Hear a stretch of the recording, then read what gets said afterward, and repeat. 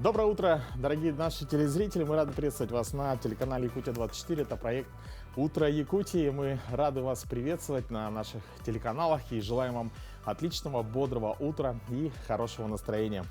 Сегодня у нас, конечно же, в студии, как и всегда, будут очень интересные гости. Мы в том числе и пообщаемся с победителями проекта «Танцуй» на телеканале Якутия-24. Ну и, конечно же, узнаем новые интересные новости и подготовим вас к новой рабочей неделе. Но одна из замечательных новостей. Наш борец Лев Павлов, чемпион первенства Европы весовой категории до 57 килограмм. Наш спортсмен прошел к финалу уверенно, безупречно проведя все поединки. Глава Якутии Айсен Николаев поздравил нашего борца в своем телеграм-канале.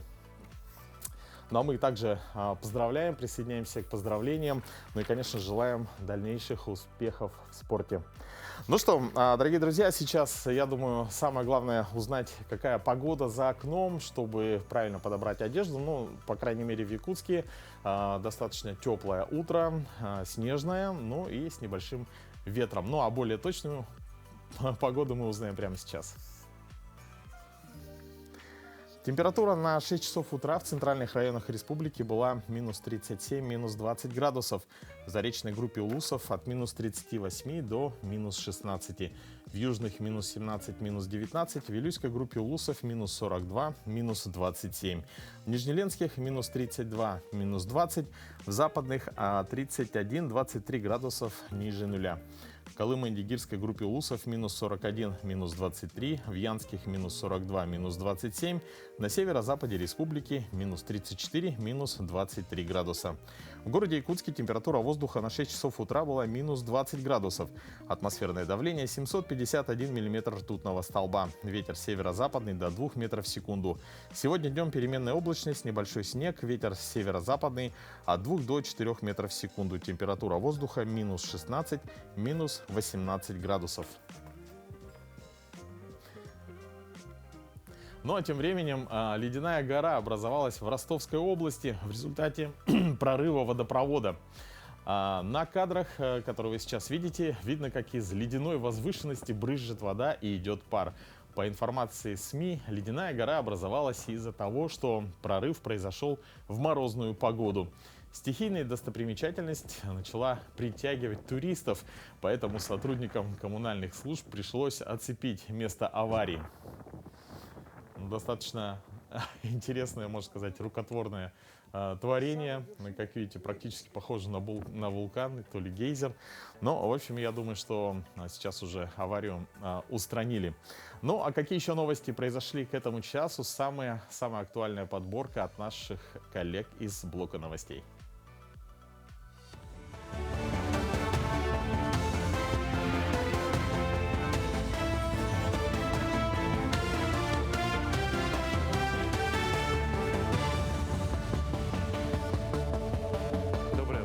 Далее блок новостей. Минстрой опубликовал проект приказа о средней рыночной стоимости квадратного метра жилья в российских регионах на второй квартал. Этот показатель учитывается при расчете социальных выплат на приобретение льготного жилья или при переселении граждан из ветхого и аварийного фонда. Документ размещен на портале правовых актов. Как следует из проекта приказа, в 65 российских регионах цена повысилась, в 8 не изменилась, в 16 квадратный метр стал дешевле. Наибольшее подорожание зафиксировали в Еврейской автономной области. За квартал средняя стоимость квадрата увеличилась на 20 275 рублей. Теперь она стоит 123 540 рублей. 280 патентов на ювелирные изделия и технологии их производства, а также более 120 патентов на методы искусственного выращивания драгоценных камней выдали в России с 2003 года. В последние годы значительное внимание уделяют полезным моделям, включая конструкции декоративных элементов и застежек. Например, костромские ювелиры предложили оригинальный способ визуального увеличения размера драгоценного камня. В Якутске продолжает свою работу выставка монгольских художников «Легенда». Экспозицию разместили в филиале Национального художественного музея республики в здании Комитета драгметаллов. Зрителю представляются работы современных живописцев. Некоторые из картин изображены в стиле национального изобразительного искусства «Монгол-Зурак». Основными мотивами экспозиции стали мифы, космология, буддизм и повседневная жизнь кочевников.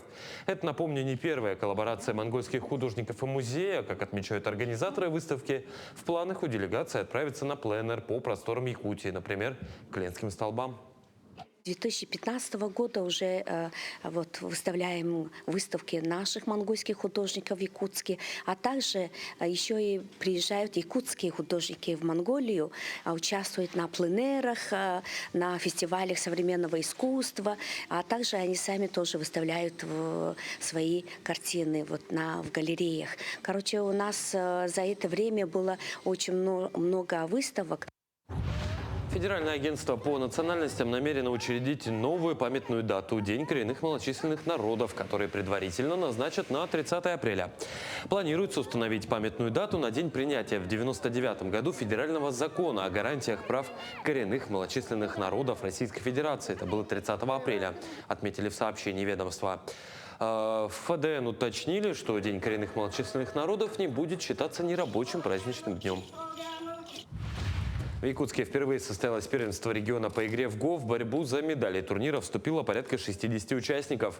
Выявление победителей и призеров проходило в 4 возрастных категориях с 9 до 20 лет.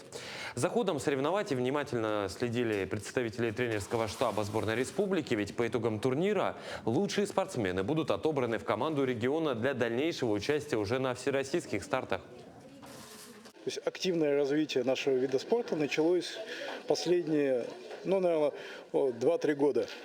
Вот. И к этому году наша федерация стала официальной, то есть получила аккредитацию. И вот этот турнир, он является первым официальным первенством Якутии, можно сказать, в истории нашей республики.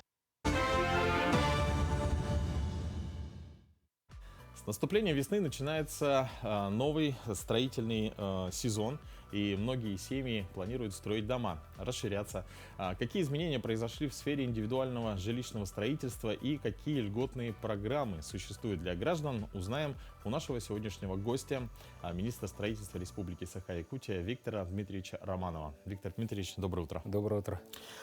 Скоро начнется строительный сезон. Произошли ли какие-то изменения в сфере индивидуального жилищного строительства?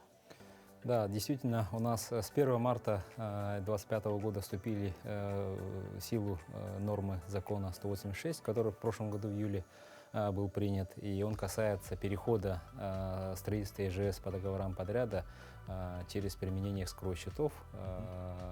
И теперь граждане, которые будут строить жилье с привлечением подрядных организаций, будут заключать договора, желательно по типовой форме договора, который утвержден Минстроем России, и их средства будут размещаться на эскроу-счетах. Мы знаем, что эскроу-счет — это защищенный счет, который в первую очередь нацелен на обеспечение безопасности и сохранение денежных средств граждан, потому что мы знаем, что есть факты недобросовестных подрядчиков, которые, когда люди брали, например, дальневосточную ипотеку, вот один раз в жизни, положено, обманывали и не строили. И повсеместно по всей России такая проблема возникла, когда начали запускать льготные ипотечные продукты.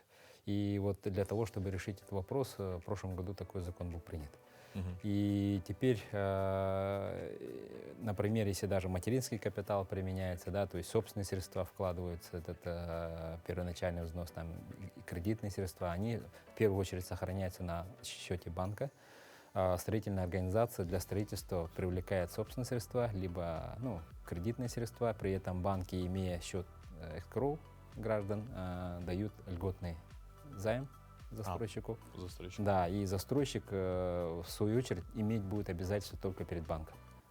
А когда дом построится, то есть по техзаданию он соответствует пожеланиям граждан, гражданин подписывает акт выполнения приема окончательного объекта своего жилья, и тогда только эскроу-счет раскрывается, и он идет на счет подрядчика. Это тот случай, когда подрядчик заинтересован в скором завершении строительства. Да, заинтересован и в качестве будет заинтересован, и плюс особенностью также внедрения является то, что закон предусматривает применение типовой проектной документации, плюс применение домокомплектов.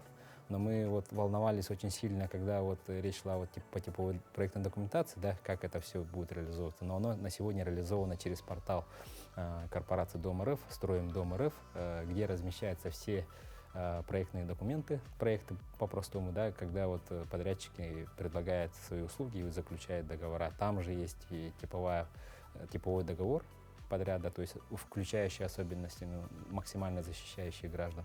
То есть как бы через этот портал это все будет происходить. И чем больше домов будет строиться, чем больше проектов там будут загружаться, и, соответственно, есть поле для выбора граждан, какой дом выбрать себе. А вот как правильно выбирать строительную компанию, на что ориентироваться и в первую очередь чего нужно остерегаться? Ну, в первую очередь это надежность и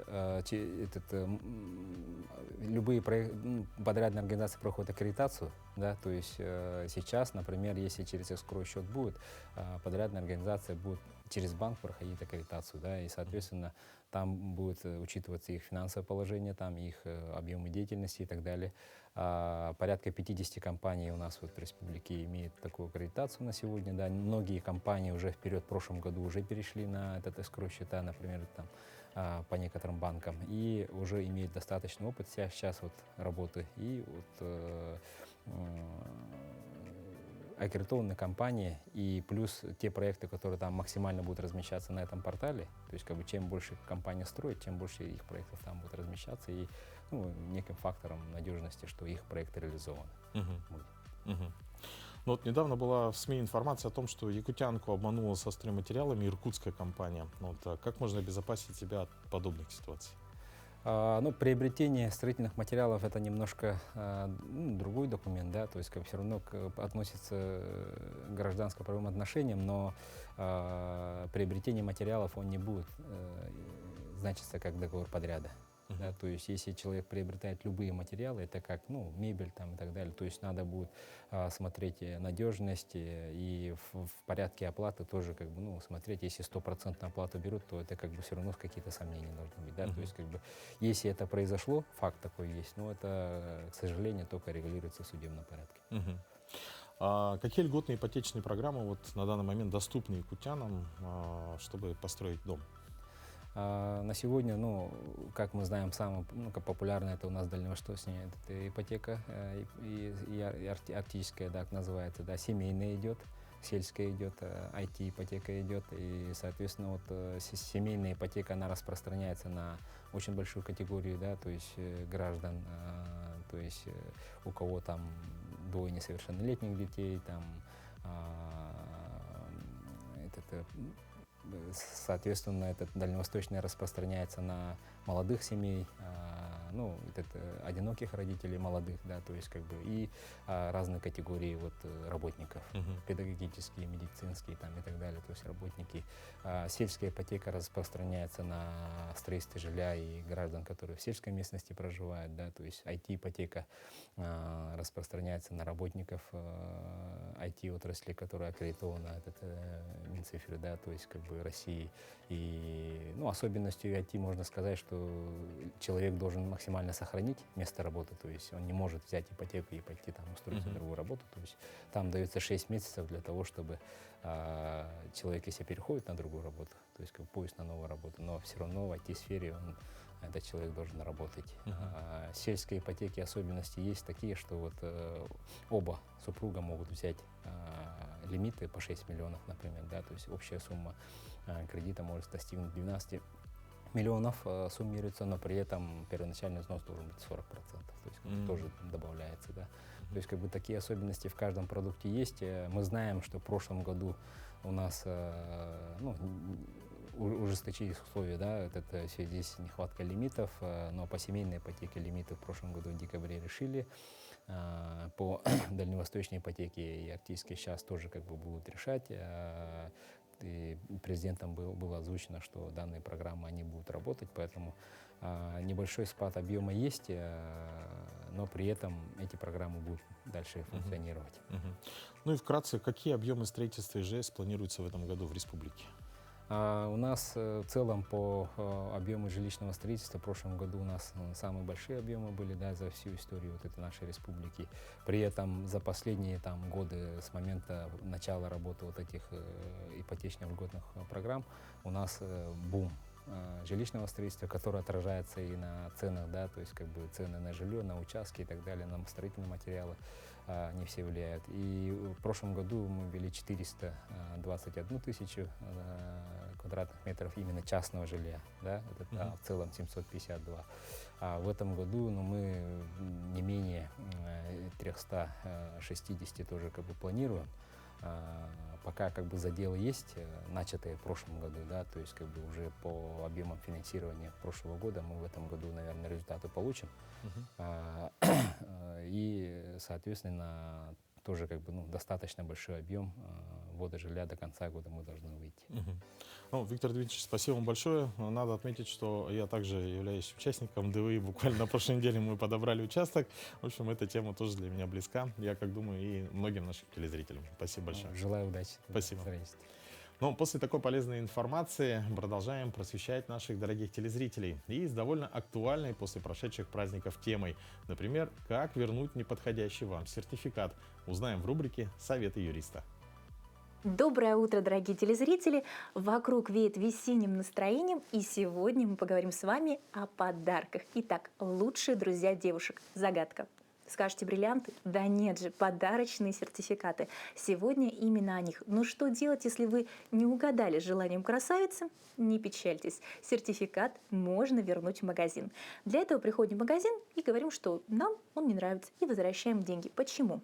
Потому что сертификат – это аванс, так сказал Верховный суд. То есть в своем стремлении поставить условия о сроке сертификата, многие продавцы добрались-таки до высшей судебной инстанции. Но Верховный суд занял позицию Роспотребнадзора. В своем желании удержать сумму они не угадали, и определение Верховного суда 27 декабря 2018 года было высказано, что это договор на приобретение товара, услуги, работ в будущем. То есть это подтверждение аванса. А аванс не подлежит удержанию. То есть захотели, вернули сертификат и получили денежные средства обратно. Гораздо хуже, если у него правда истек срок.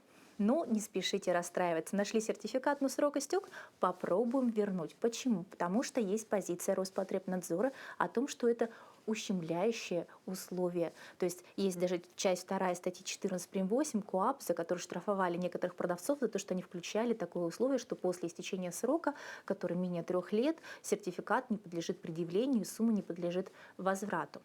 То есть здесь работает другое. Это неосновательное обогащение, потому что услуга не оказана, товар не реализован, да, а деньги продавец себе удержал. Поэтому неосновательное обогащение тоже подлежит возврату, но, к сожалению, нельзя не сказать, что есть негативная практика. Это судебная, которая говорит о другом, что это публичная оферта, то есть покупатель ознакомился со всеми условиями оферты, с условиями договора, что сертификат на определенный срок – это договор, который действует определенный срок, и по его истечении обязательства прекращаются. Следовательно, эти деньги не подлежат возврату, о чем заведомо уведомили покупатели. Поэтому будьте все-таки внимательны. Если сертификат вам не понравился, возвращаем его и покупаем что-нибудь себе по душе. Желаем вам хорошего весеннего настроения и только приятных подарков. Ну, а я надеюсь, что все подарки пришлись прекрасной половине по нраву, и в том числе на подаренные сертификаты вы подберете себе то, что вам по душе. Ну, а какие знаменательные события произошли 10 марта, мы узнаем прямо сейчас. На календаре 10 марта. Сегодня День Содружества наций, День архивов России. По народному календарю Тарас Бессонный. На Руси считали, что святой помогает бороться с лихорадкой, и что в этот день нужно непременно помолиться Тарасию, иначе лихорадка вгонит в сон. Этот день в истории. В 1564 году, 10 марта, в Москве вышла первая русская печатная книга «Апостол». В 1710 году в этот день издан первый печатный учебник по географии на русском языке. В 1813 году учреждена прусская воинская награда «Железный крест». В 1889 году запатентована первая автоматическая телефонная станция. А в 1910 году в Китае было запрещено рабство. В этот день родились Василий II Московский темный, великий князь Московский. Василий Каратыгин, русский актер, знаменитый трагик. Александр III Романов, российский император. Александр Зацепин, советский российский композитор, народный артист и герой труда России. Владимир Гостюхин, советский белорусский актер театра и кино. Именины отмечают Александр, Антон, Евгений, Николай, Тарас и Федор. Тысячи деревьев сакуры расцвели в Китае в провинции Фуцзянь. На кадрах можно наблюдать, как посетители гуляют и любуются удивительными пейзажами. Цветение сакуры длится всего около 2 недель, поэтому местные жители и туристы стараются успеть посетить местность, чтобы воочию наблюдать это прекрасное явление. По-настоящему очень красиво.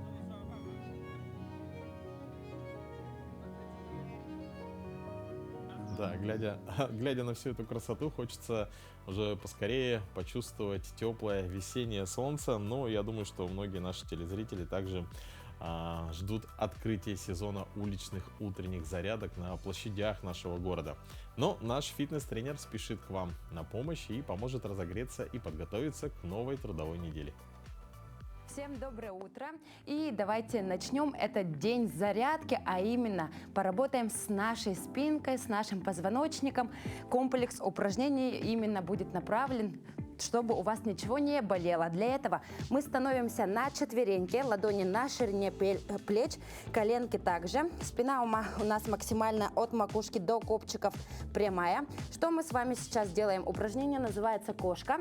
Сделали выдох, максимально округляем спинку, позвоночником тянемся к потолку. На вдохе прогибаемся, и каждый раз у нас голова тоже работает. Сделаем 6 повторений. Выдох. Округлили спинку, потянулись к потолку. Вдох. Выполняя этот комплекс упражнений, Ваш позвоночник вам скажет спасибо. и еще раз. Вдох делаем через нос. Выдох через рот. 3, 4, Выдох, 5, выдох. 6. Последний раз. Хорошо. Также на четвереньках останавливаемся, выполняем следующее упражнение. Вокруг своей оси выполняем круговые движения. Уходим немножко в сторону. В одну сторону сделаем 5 раз. 2, 3, 4, 5. Есть. В другую сторону пошли. Максимально стараемся прогнуться. Работаем своим позвоночником. Выполняем повороты еще из стороны в сторону. И давайте еще один раз. Последний. Хорошо. И следующее наше упражнение. Планка на прямых руках. Поднимаемся на носочки. С этого положения мы поднимаем таз. Голову просовываем между руками и простыми словами под мышками тянемся к полу. На выдохе, собирая живот, опускаем таз. Вдох. Выдох. 2, 3, 4. Максимально наверх поднимаем таз, потом опускаем. 5, 6, 7. И давайте еще один раз делаем. 8. Отлично, закончили. Выполняйте это упражнение каждый день, и ваш позвоночник вам скажет спасибо. Всем пока! Упражнения утренней гимнастики вам кажутся сложными? Вы еще не видели, какие упражнения выполняют гимнастки по художественной гимнастике. Наша съемочная группа побывала на днях на тренировках спортсменок и убедилась, что победы на спортивных помостах даются ой как непросто. Кстати, совсем недавно наши юные гимнастки впервые в истории художественной гимнастики Якутии завоевали серебряные медали на первенстве Дальнего Востока.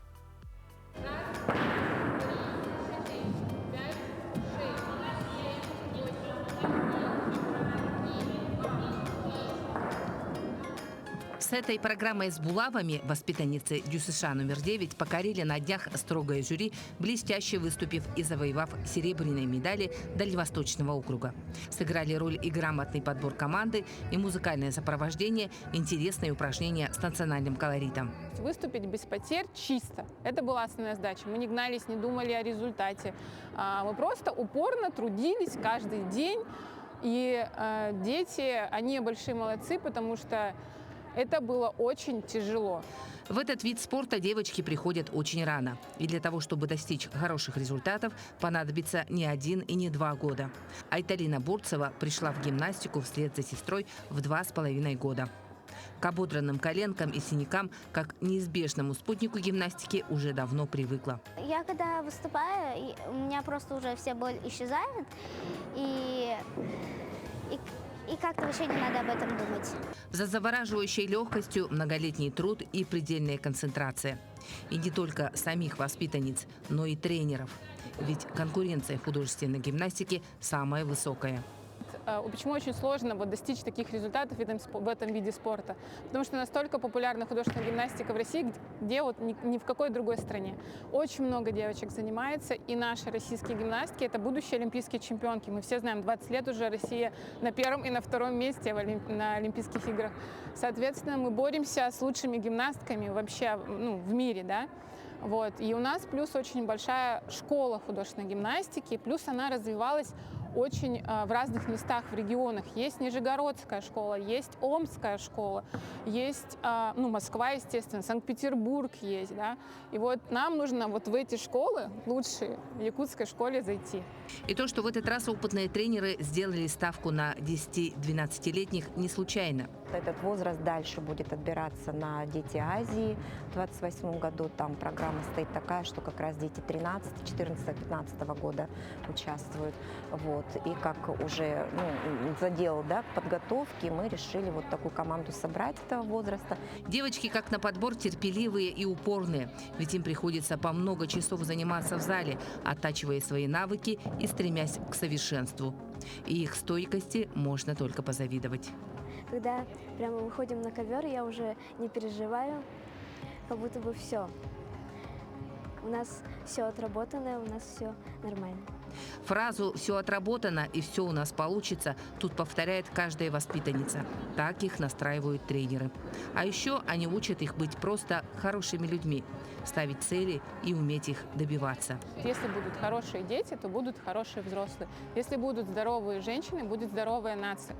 Поэтому это моя цель основная. Побеждать в соревнованиях, конечно, хорошо, но это уже больше как следствие, а не самоцель. Представьте, что в детском возрасте вы прожили этот момент победы. Вы уверены в себе, вы знаете себе цену, да? И я думаю, что это как раз здоровое отношение к себе и с уважением к другим людям. Туяра Филиппова, Владимир Павлов, Якутск. Уже давно кануло в лету чудесное время балов. Однако и сегодня, как и много лет назад, бал остается символом благородства, красоты и традиций, связывающих прошлое и настоящее в изысканном танце поколений.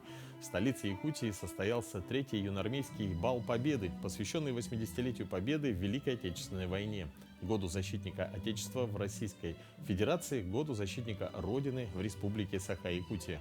Церемония открытия началась с величественного танца шествия полонез. Прекрасные девушки в воздушных бальных платьях продемонстрировали грацию и изящество, а благородные кавалеры – галантные манеры. Программа включала в себя такие танцы, как полька, фигурный вальс, русский лирический вальс, кадриль и танцевальную игру «Ручеек». Юные участники бала и их руководители продемонстрировали не только изящество движений, но и знание бального этикета, присущего разным историческим эпохам. Юноармейский бал Побед – это живая нить, связывающая поколения, продолжающая вдохновлять и наполнять сердца молодежи уважением к истории и традициям своей родины.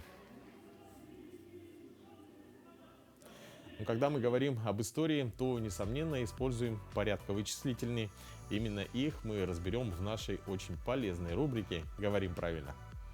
Доброе утро, дорогие телезрители! Мы находимся с вами в стенах Национального художественного музея.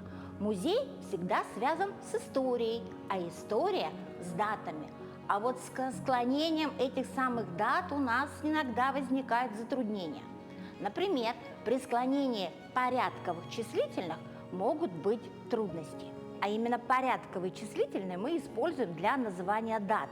У этих порядковых числительных при изменении по падежам меняется только последнее слово. Например, наш музей, Национальный художественный музей Республики Саха-Якутия, был образован в 1928 году. Или другой пример. Мы с вами в прошлом году жили в 24-м году, а в этом году, в 2025 году, я планирую посетить все выставки Национального художественного музея. Давайте говорить правильно. Всего доброго! Но мы желаем доброго утра всем, кто к нам присоединился. Это «Утро Якутии» на телеканалах Якутия-24 и НВК Саха. И прямо сейчас мы снова передаем слово нашим коллегам из блока новостей.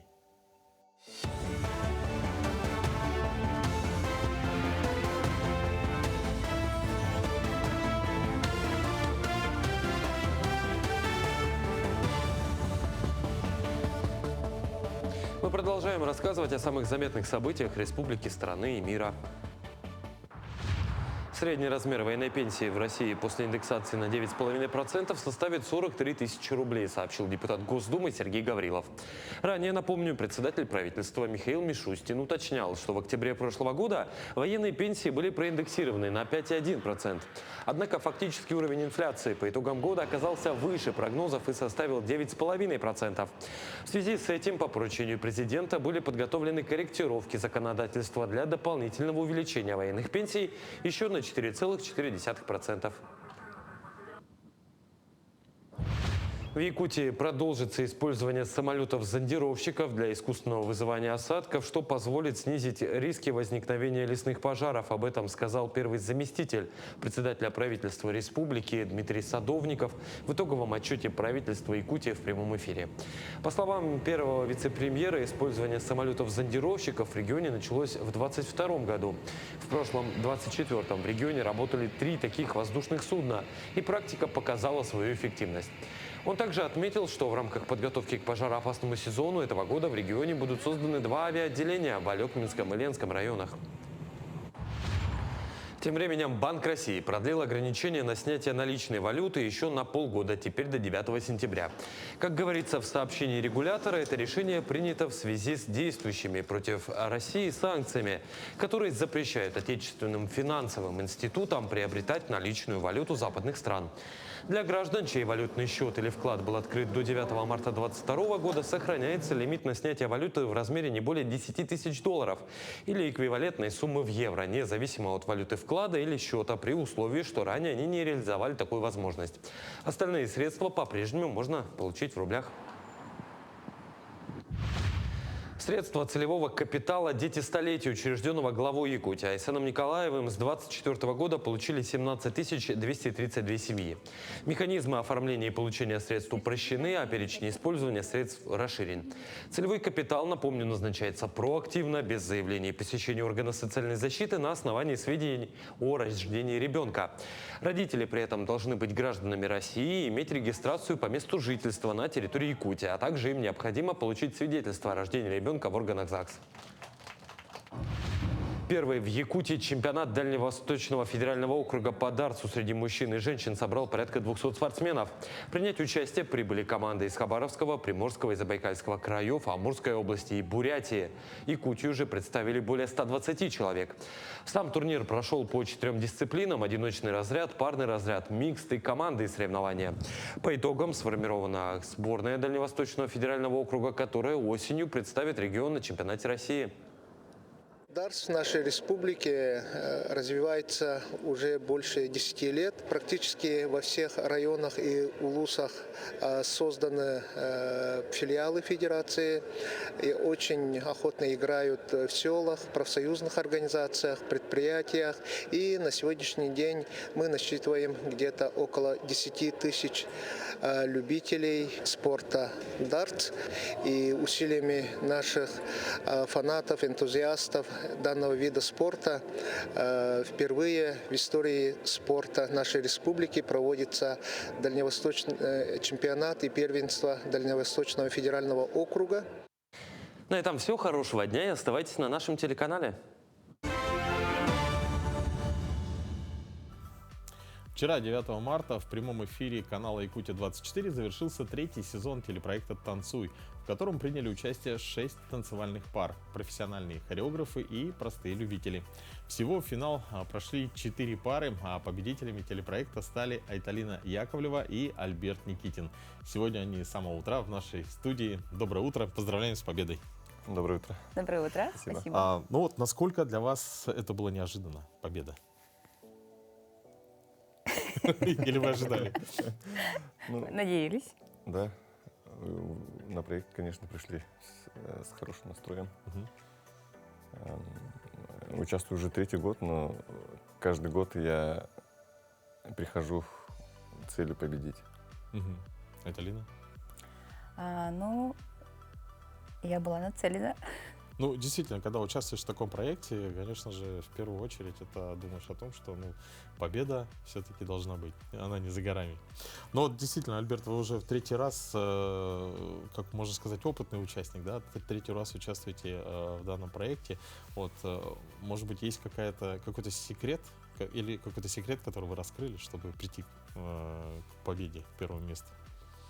Ну, чтобы прийти к победе, да, желательно, конечно, лучше танцы подготавливать заранее, чего мы это все равно не сделали, не смогли сделать.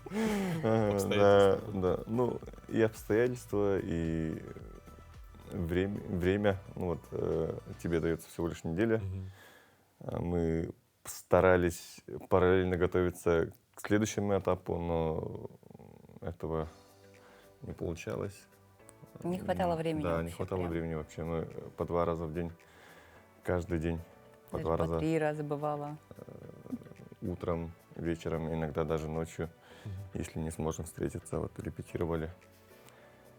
Ну, действительно, очень динамичный получается проект, и нужно подготовиться к воскресенью, да, чтобы показать себя на все 100. Но вот мы также через наших коллег знаем, Айталина, что вы заработали также и синяки, и ушибы, вот, как и многие участники, впрочем, проекта, но, видимо, это стоило победы. Ну, да, честно скажу, без травм не обошлось, вот, но это реально стоило победы. А вот если не секрет, кого из участников вы вот считали своими прямыми соперниками? Изначально были сильные пары. Это Афанасий. Афанасий мне понравился. И да, Роза и Рональд. То есть вы чувствовали, что вот с ними будет такое соперничество? Ну, все равно, вот, как сказать-то, Рональд из другого теста совсем. Ну, не местный, да. И я думал, он еще лучше сможет раскрыться. Они могли бы поставить что-то подходящее. Я думал, будет что-то супер-супер крутое. Мы сейчас видим на экране, да? Да. Вот это их пара.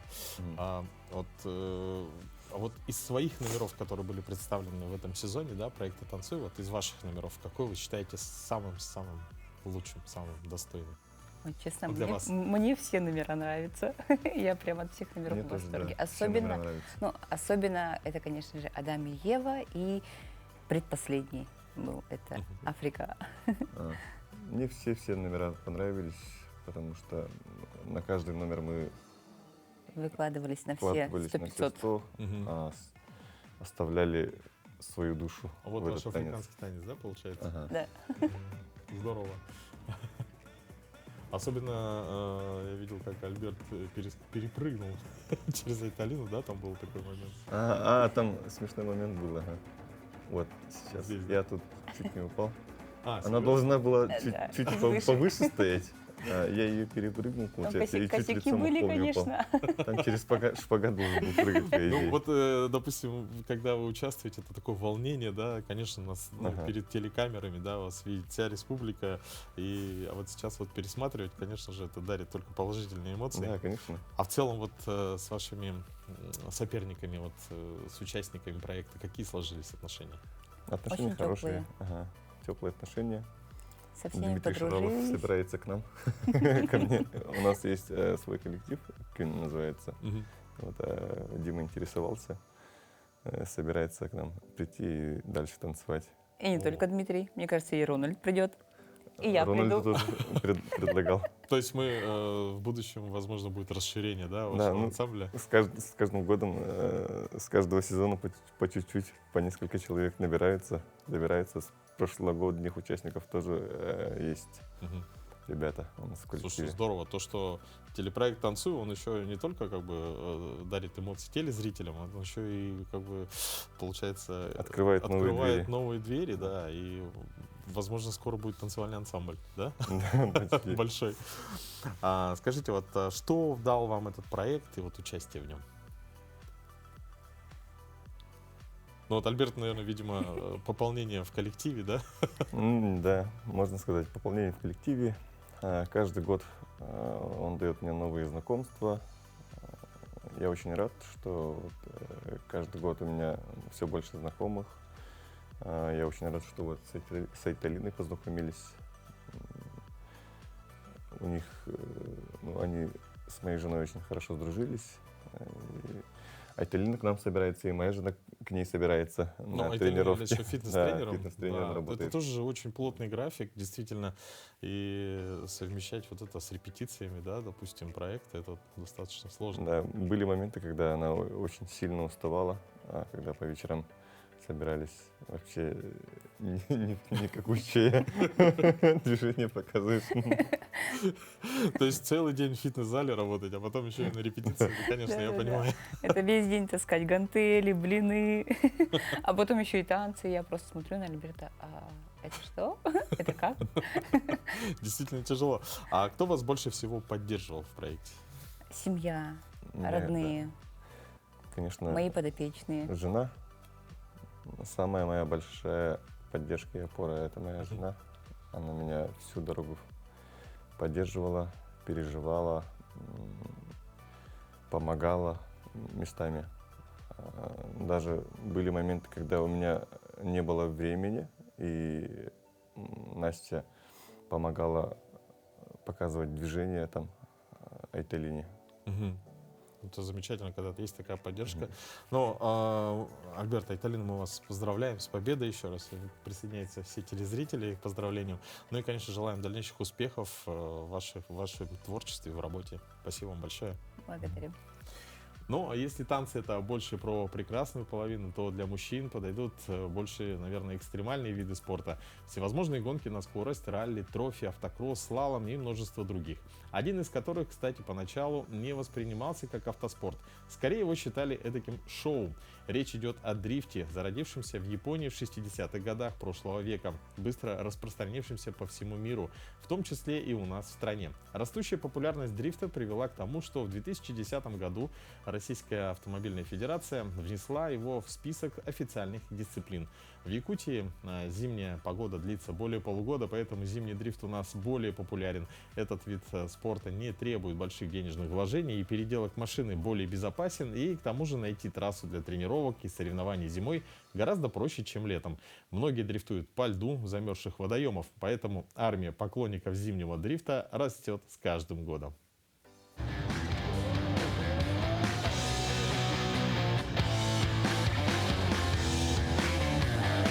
Томмотские любители дрифта собрали на соревнования представителей Алдана и Невингли. Дрифт для всех этих парней – способ самовыражения, если хотите, стиль жизни. Кайфанул от заезда, да.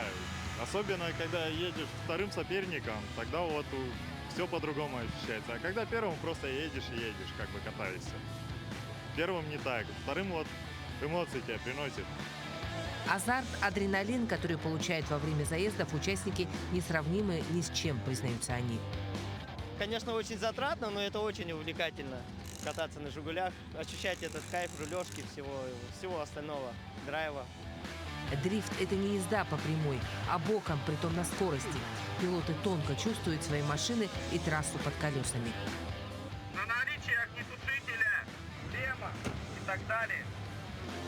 Безопасность прежде всего, ведь для того, чтобы управлять машиной в заносе, нужен опыт. У мастеров езды учатся и более молодые.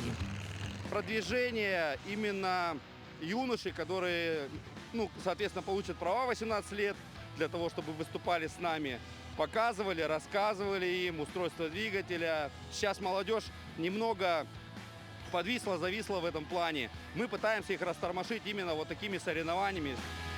Как и в любых соревнованиях, есть победители. В этот раз на первом месте оказались алданцы. Но главное не победа, а участие, считают любители дрифта.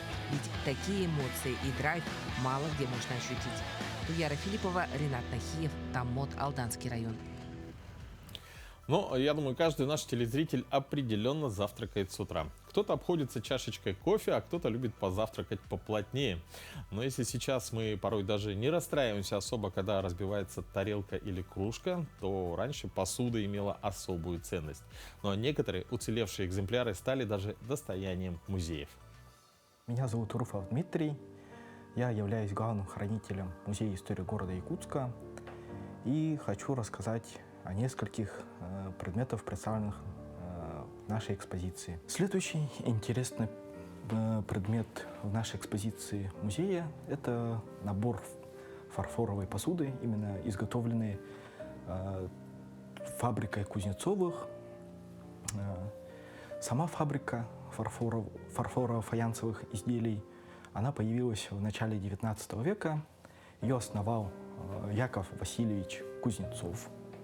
Сперва это была маленькая мануфактура, которая впоследствии разрослась до очень больших габаритов.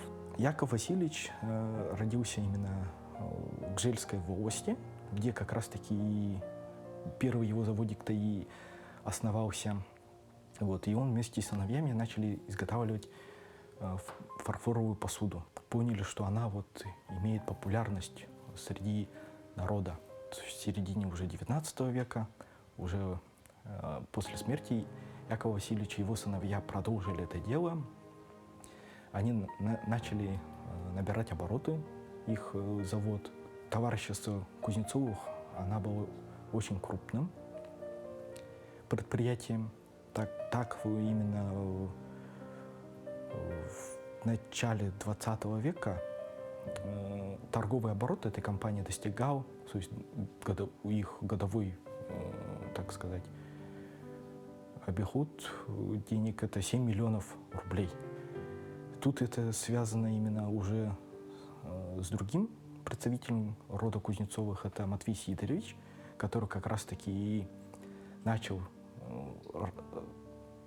расширять компанию своих родителей, предков.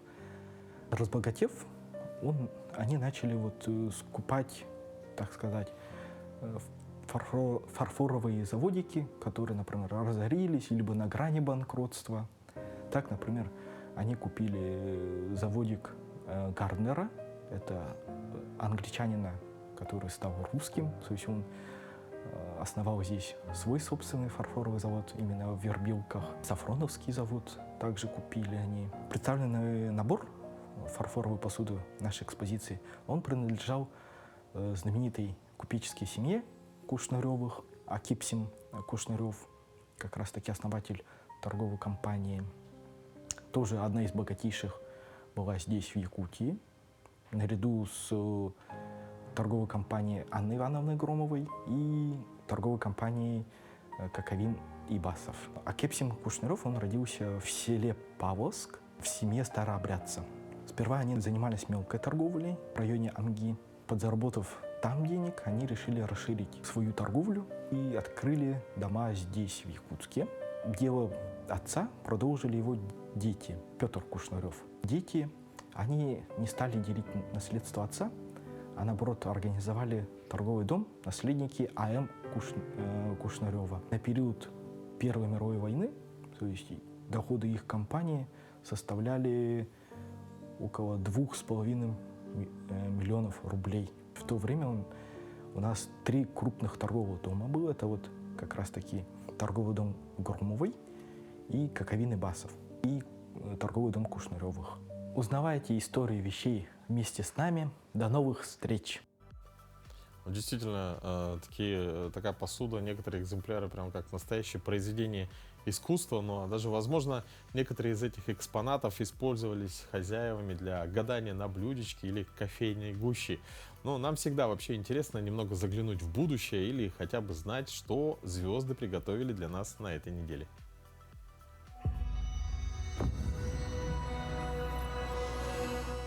Овен. Друзья, единомышленники, творческие коллективы нуждаются в вашем участии и содействии. Это прекрасный повод вместе осваивать новые технологии, участвовать в интернет-проектах и привлекать спонсоров для осуществления своих задумок. Стремление к свободе и новизне позволит смело и независимо выражать себя.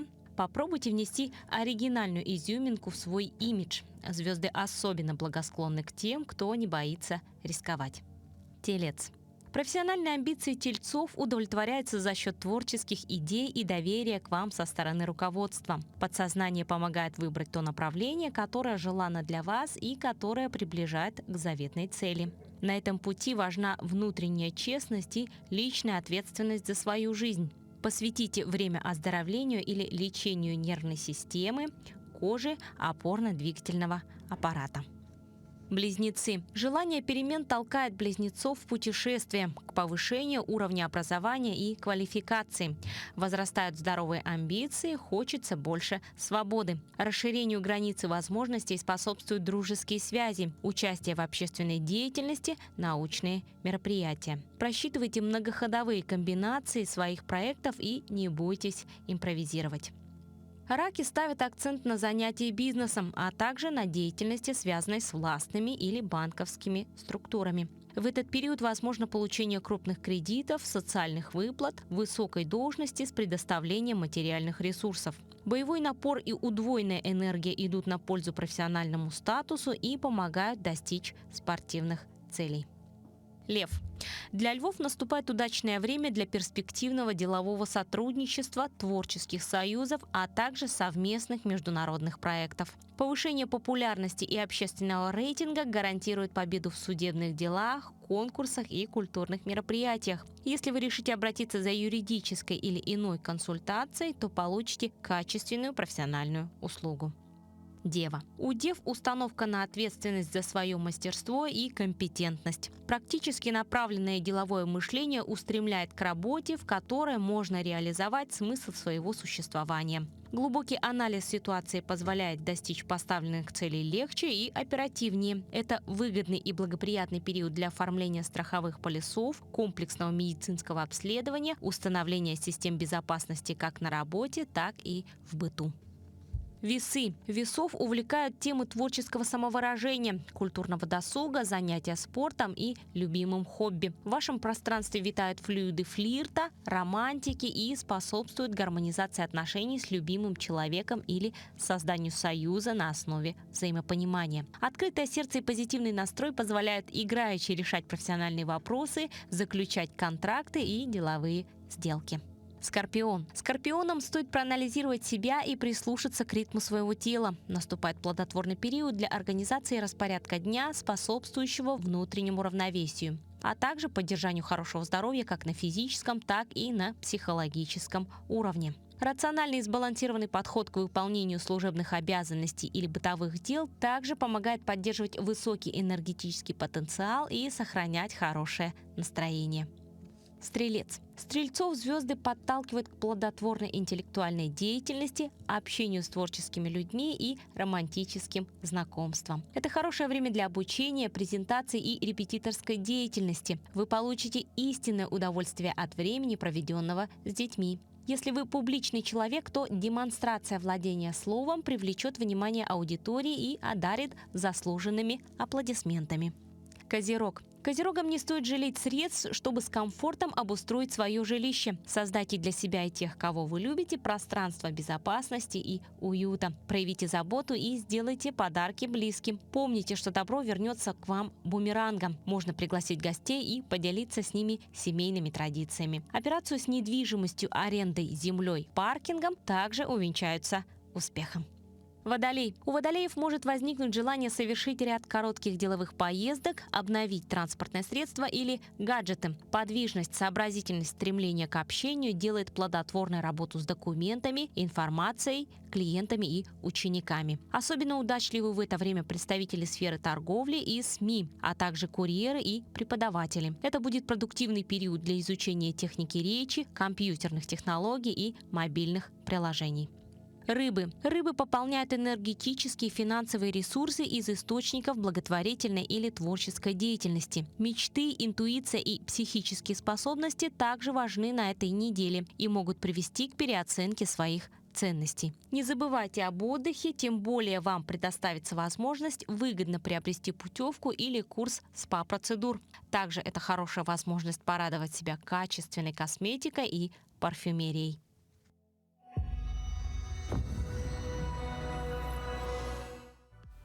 Ну а мы, в свою очередь, желаем всем бодрого, отличного утра, хорошего начала рабочей недели. И, кстати, хотелось бы отметить, что у нас республика очень большая. Вот смотря даже по погоде, в Нерюнгри сегодня -9, а в Верхневилюйске -42. Но вот, например, в Якутске сегодня переменная облачность, небольшой снег, ветер северо-западный от 2 до 4 метров в секунду, а температура -16, -18. Достаточно такая золотая середина. Ну, в общем, друзья, одевайтесь по погоде. Ну и, конечно же, не забывайте про наш телеграм-канал «Утро Якутии», где вы, подписавшись, можете узнать самые интересные сюжеты и новости. Ну а увидимся с вами уже завтра на этом же канале в это же время. Пока!